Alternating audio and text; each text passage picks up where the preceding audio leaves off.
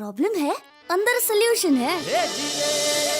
तारक मेहता का उल्टा चश्मा, तारक मेहता का उल्टा चश्मा। तारक भाई, बच्चे खेलते हैं क्रिकेट, रोज खिड़कियों के कांच टूट जाते हैं।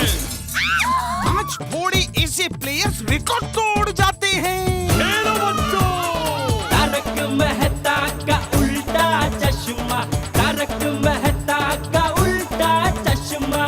काम दिन रात करवाती मेरी सास मुझे रोज सताती है। ठीक से साफ कर। अरे दिल में प्रेम हो तो सास माँ बन जाती है। अच्छा, बहू सास माँ। प्रॉब्लम्स तो है सबके साथ, बस नजरिए की है बात। तारक मेहता का उल्टा चश्मा, तारक मेहता का उल्टा चश्मा। तारक मेहता का उल्टा चश्मा।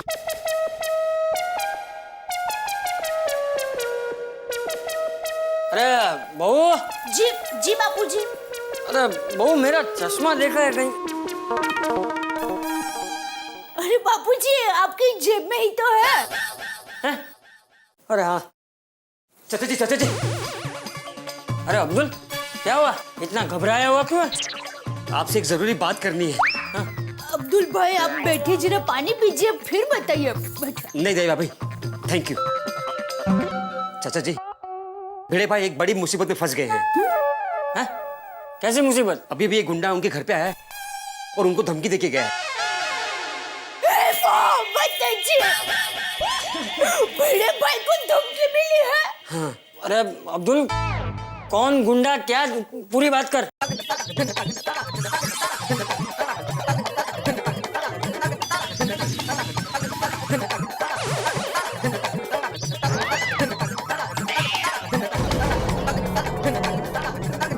ये इतनी बड़ी मुसीबत में है और हमें पता तक नहीं।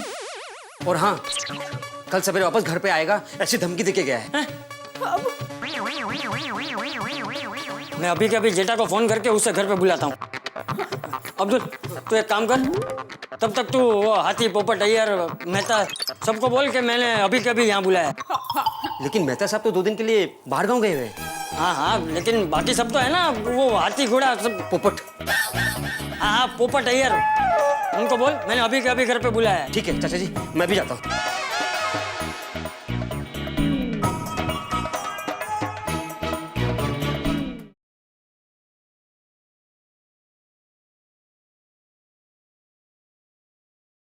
बोल बोल मेरी कोयल।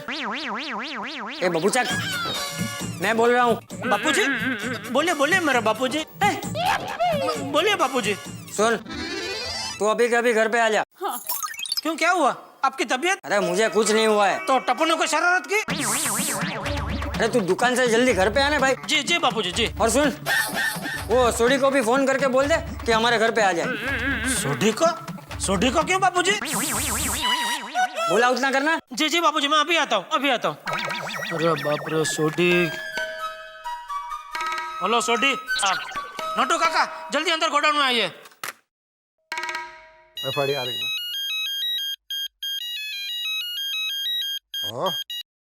और जेड़ा भरा दसो। हाँ सोडी, बापूजी का फोन आया था, हमको अर्जेंट घर पे बुलाया।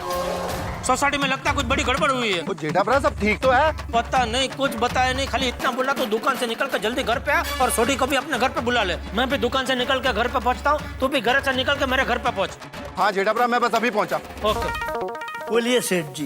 नाटू काका, बापूजी का भी फोन आया था, मुझे अर्जेंट घर पे बुलाया, लगता सोसाइटी में बड़ी गड़बड़ हुई है। तो जल्दी चलिए, अब मैं भी आपके साथ चलता हूँ। सेठ जी, दुकान की चिंता बिल्कुल मत कीजिए, मैं अभी बाघा को बुला लेता हूँ।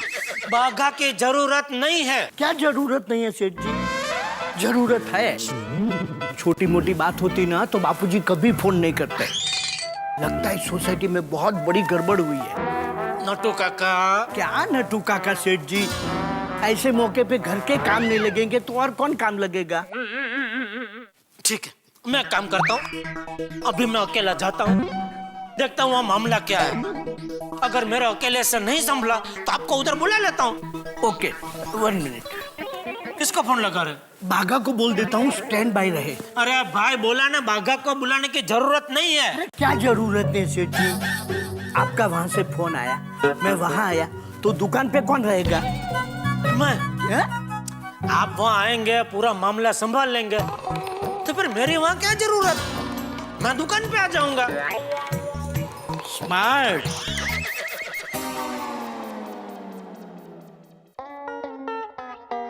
चाचा जी, आपने हम सब लोगों को इतना अर्जेंट क्यों बुलाया? हाँ चाचा जी, ऐसी क्या सीरियस बात हो गई?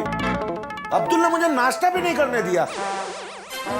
चलो चलो बोल के खींच के लेके आया। आती भाई, ये खाना खींचना कैंसिल करो। चाचा जी, बात क्या है? वो जेठा और सोडी को आने दो, बताता हूँ। बापूजी कहाँ? बापूजी क्या क्या हुआ? हाँ चाचा जी, दसो क्या हो गया? बताता हूँ। लगता है भिड़े कोई बहुत बड़े आर्थिक संकट में फंस गया है। क्या? आर्थिक संकट में फंस गया भिड़े? ये कौन सी जगह? सॉरी, आर्टिक सर्कल दुनिया के ऊपर एक बर्फ वाला एरिया है। पिड़ू उधर किधर पहुंच गया? क्या बोल रहे हो अय्यर भाई? भाई आर्टिक सर्कल नहीं, आर्थिक संकट का मतलब है फाइनेंशियल क्राइसिस। अच्छा, लेकिन बापूजी क्या क्या हुआ क्या? अभी अभी अब्दुल ने बताया कि थोड़ी देर पहले कोई गुंडे मवाली जैसा आदमी भिड़े के घर आया था पैसों की वसूली करने के लिए, और उसने धमकी दी है कि वो कल फिर आएगा। वो हमारे पिड़ू को किसी गुंडे मवाली ने धमकी दी। अब्दुल, मुझे उसका नाम बता, मैं उसकी धज्जी उड़ा दूंगा। छत डालना भी। अरे मुझे नहीं मालूम कौन था। अरे तो किसको मालूम है? भिड़े भिड़े को मालूम होगा। अरे हाँ, एक काम करते हैं, हम सब लोग भिड़े के घर चलते हैं और उसी से पूछते हैं। तो चलो चलो।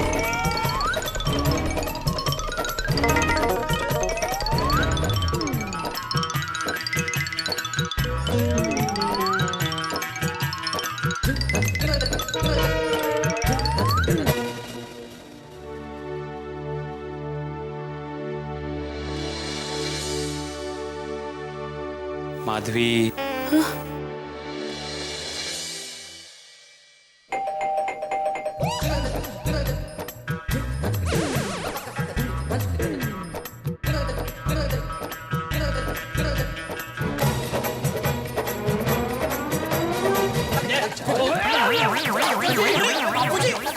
बापूजी क्या हुआ?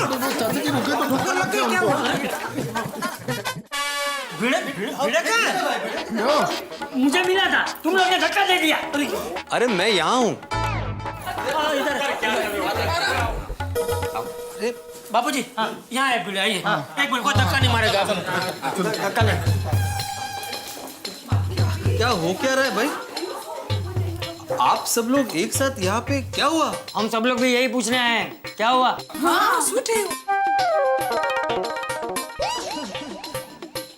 क्या हुआ चाचा जी? कुछ नहीं, सब ठीक है। क्या ठीक है? ये अब्दुल ने बताया कि तेरे घर पे एक गुंडा आया था पैसों की वसूली करने के लिए, और तुझे धमकी भी लेकर गया है। अब पिड़ू, अब मुझे उस गुंडे का नाम बता, और जिसने तेरे को धमकी दी, मार मार के उसकी चटनी बना दूंगा। अरे सोड़ी, जरा शांति रख भाई। अब भिड़े बोल, क्या बात क्या है? अरे बता। चाचा जी शांत। बताता हूँ। दरअसल मुझे कुछ रुपयों की जरूरत थी, इसलिए मैंने माधवी के गहने गिरवी रखे थे। क्या? माधवी भाभी के गहने गिरवी रख दिया? हाँ, और उसी का इंटरेस्ट वसूल करने के लिए वो गुंडा यहाँ पे आया था। तूने घर की लक्ष्मी के गहने गिरवी रख दिए? अरे तेरी अकल क्या घास चले गई थी? लेकिन आत्मा राम, माधवी भाभी के गहने गिरवी रखने की क्या जरूरत पड़ गई? एक मिनट। अरे भाई, तू अपने दोस्त के लिए मुझसे 1 लाख रुपया मांगना आया था, तो वो दोस्त को देने के लिए तो कहीं माधवी भाभी के गहने गिरवी नहीं रखे ना? अरे भाई, लेकिन दुकान जाते मैंने तुझे फोन तो किया था कि लाख का बंदोबस्त हो गया, भिजवा दो, तो तूने मुझे क्या बोला? नहीं बंदोबस्त हो गया। और ये बंदोबस्त किया तूने? गहने गिरवी रख दिए? अहो, असली बात बता दीजिए ना। सच बात छिपाने से अब कोई फायदा नहीं है। सच? क्या सच बात क्या है भिड़े? क्या छुपा रहा है तू हमसे? अब भाई बोल, क्या सच क्या है? ओ पिड़ू, ओ माधवी भाभी कौन सी सच बात की बात कर रही है? ओ बता। हाँ, क्या छुपा रहा है तू हमसे, बता। मैंने झूठ बोला था। रुपए की जरूरत मेरे दोस्त को नहीं बल्कि मुझे थी। तू झूठ क्यों बोला? दरअसल मैं ईमेल फ्रॉड के चक्कर में फंस गया हूँ। क्या? Email fraud? हाँ, कुछ दिन पहले मुझे एक ईमेल आया जिसमें लिखा था कि मुझे 1 करोड़ का जैकपॉट लगा है। 1 करोड़? वो मेल पढ़ के मैं पागल हो गया और फिर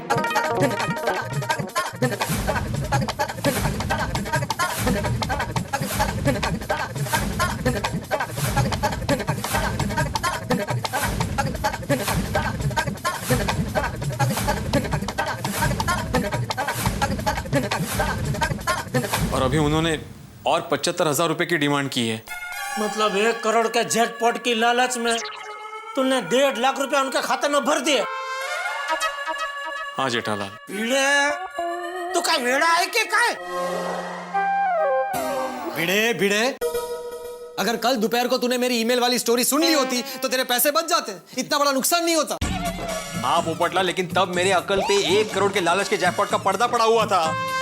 मुझे कुछ समझ में नहीं आ रहा था। आंखों के सामने सिर्फ 1 करोड़ रुपए दिखाई दे रहे थे। अभी ये 1 करोड़ की बात छोड़ो और जो 1.5 लाख रुपए की चीटिंग हुई है उसका क्या करना है वो सोचो। पुलिस स्टेशन चलते हैं और वहां जाकर कंप्लेंट लिखाते हैं कि हमारे साथ में फ्रॉड हुआ है। एक मिनट। नहीं अय्यर भाई, पुलिस स्टेशन जाकर कुछ नहीं होगा। हमें मुंबई पुलिस के साइबर क्राइम इन्वेस्टिगेशन सेल में जाना पड़ेगा और वहां जाकर कंप्लेंट लिखवानी पड़ेगी कि हमारे साथ ईमेल फ्रॉड हुआ है। वहां का सीनियर इंस्पेक्टर मुझे जानता है। हाँ, तो जिधर भी जाना वहां जाते हैं। चलो। 1 मिनट भिड़े, कंप्यूटर का सीपीयू अपने साथ ले लो। क्यों? तुम्हें जो फ्रॉड ईमेल आते थे उसका आईपी एड्रेस तुम्हारे सीपीयू से पता करने में पुलिस को मदद मिलेगी। हाँ बरोबर है। ओ पप्पू, साइबर कैफे है कितने? सोडी, साइबर कैफे नहीं, cyber crime investigation cell DN road पर है। चलो चलते हैं। हाँ या चलो। नहीं माधवी भाभी, आप सब यहीं रुकिए। वहां भीड़ करने का कोई मतलब नहीं है, हम जाकर आते हैं। चलो। अरे बड़े मास्टर, ये क्या सुन रहा हूँ मैं? अरे हाथी भाई, सुनना बोलना सब हो चुका है, अब साइबर सेल चलना है। अरे बाप रे, ये कहाँ है? चलिए रास्ते में सब बताते हैं। चलो भाई,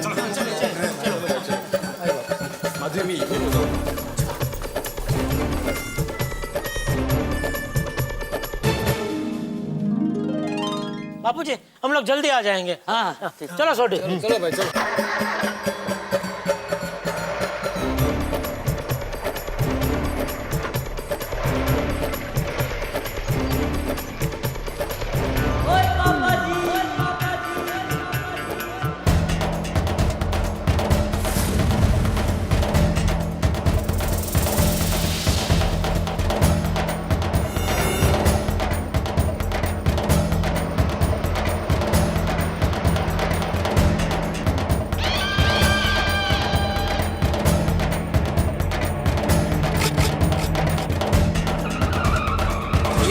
CIC, चलो।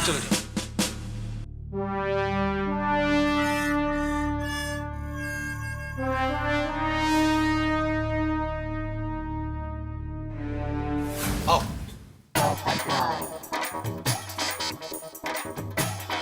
नमस्कार पोपटलाल जी। नमस्कार। पटनायक साहब है अंदर? नहीं, वो तो अभी तक आए नहीं। सरवनकर साहब? हाँ, वो तो आए। मैं उनसे मिलना चाहता हूँ। चलिए आइए। आइए।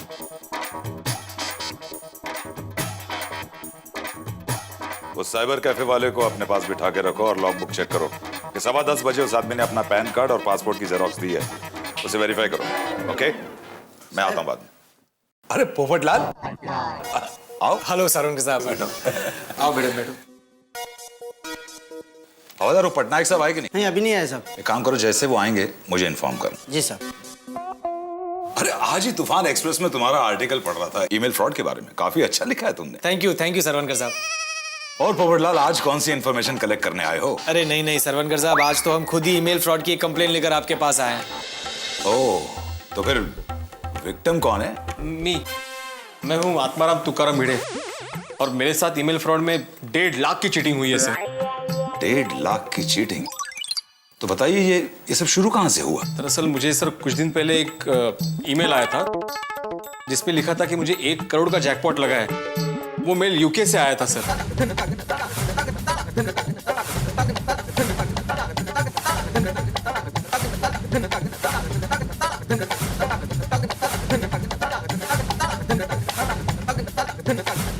अच्छा, तो ये किस्सा है। माफ करना मिस्टर भिड़े, हम लोग अखबारों में, मीडिया में इस फ्रॉड की जानकारी पब्लिक को हमेशा देते रहते हैं। फिर भी आप जैसे पढ़े लिखे लोग इस जाल में कैसे फंस जाते हैं? बड़ी ताज्जुब की बात है। इंस्पेक्टर साहब, मैं अपने आप पे बहुत शर्मिंदा हूँ।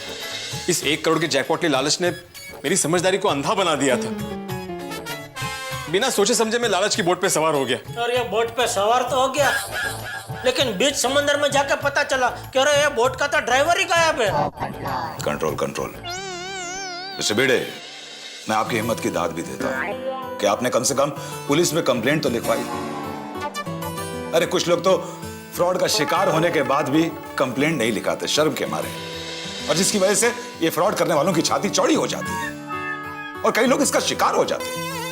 लेकिन इंस्पेक्टर साहब, एक बात तो बताइए, ये ईमेल से फ्रॉड करते कैसे हैं? हाँ, देखिए, इस तरह के फ्रॉड तो पूरी वर्ल्ड में होते हैं। सोशल नेटवर्किंग के जरिए आपके क्रेडिट कार्ड से डेटा लेकर आपकी ईमेल, आपके एड्रेस, आपकी फोटो, ये सब चोरी करके ये लोग एक साथ आपको लाखों रुपए का जैकपॉट का मेल भेज देते हैं। हमारी लैंग्वेज में इसे फिशिंग कहते हैं। और कुछ लोग इस फिशिंग के शिकार हो जाते हैं और फ्रॉड करने वालों के कहे मुताबिक वही रकम उनके ही अकाउंट में जमा कराकर फंस जाती है, जैसे आप फंस गए मिस्टर भिड़े। इंस्पेक्टर साहब, आत्माराम ने जो रुपए बैंक में जमा करवाए थे वो रुपए निकालने के लिए कोई तो बैंक में आया होगा, तो हम बैंक से उसका पता लगाकर उसको पकड़ सकते हैं ना? ये ईमेल फ्रॉड करने वाले बहुत ही होशियार और शातिर होते हैं। ग्लोबल नेट बैंकिंग के जरिए ये लोग अपने अकाउंट को दुनिया में किसी भी कोने में बैठ के ऑपरेट कर लेते हैं, जिसकी वजह से हमें उन्हें ट्रेस करने में मुश्किल होती है। आप एक काम कीजिए, आप वो बैंक डिटेल्स मुझे इस कागज पे लिख दीजिए ताकि मेरी एक्सपर्ट टीम को आसानी होगी उन्हें ट्रेस करने में। सरवनकर साहब, हम सीपीयू साथ में लेकर आए। छोड़ी सीपीयू। हाँ बाबू। इंस्पेक्टर साहब, area CPU. Very good Popatlal. अब मेरी एक्सपर्ट टेक्निकल टीम आपकी सारी इंफॉर्मेशन को वेरीफाई करेगी। ये ईमेल आपको कहां से आ रहे थे और ये आईपी एड्रेस कहां का है, हमें कल तक पता लग जाएगा। ये लीजिए सर। लाई। अच्छा मिस्टर भिड़े, आपने बताया था कि कोई मिस्टर विल्सन आपको फोन किया करता था। क्या बता सकते हैं कि उसका आखिरी फोन कब आया था? उसका मुझे कल फोन आया था और उसने मुझे बोला कि जैसे मैं मनी ट्रांसफर के 1 लाख रुपए बैंक में डिपॉजिट कर देता हूं, वो दिल्ली से मुंबई आके मुझे फोन करेगा और जैकपॉट के 1 करोड़ रुपए दे देगा। और हाँ, उसका आज सुबह ईमेल भी आया था जिसमें लिखा था कि 75,000 रुपए और भरने हैं। ओके, यानी कि 75,000 के लालच में मिस्टर विल्सन तुम्हें दोबारा फोन कर सकता है। एक काम करिए मिस्टर भिड़े, मैं आपका फोन टैप करवा रहा हूं। जैसे ही मिस्टर विल्सन का फोन आपको आता है किसी दूसरे फोन से, आप मुझे इन्फॉर्म करेंगे। जरूर। हाँ बिल्कुल। डोंट वरी मिस्टर भिड़े, ये फ्रॉड करने वाले लोगों को हम जल्द ही पकड़ लेंगे और मैं आपको इन्फॉर्म करूंगा। Don't worry. कंट्रोल। पोपटलाल जी, अब आप जा सकते हैं। Thank you.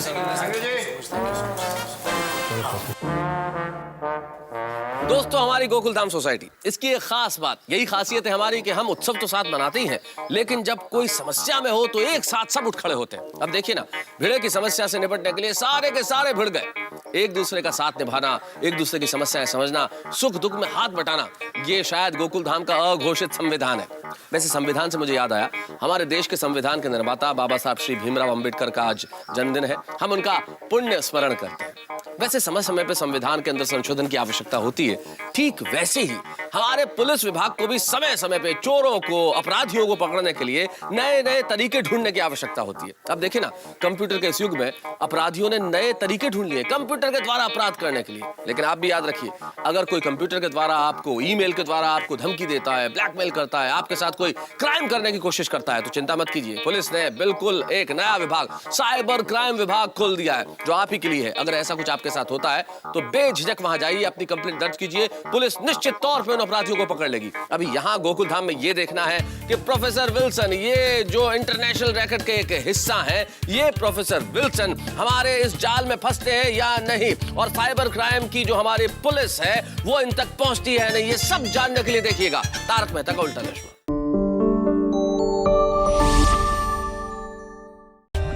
For more updates, subscribe to our channel, click the show links and enjoy watching the videos.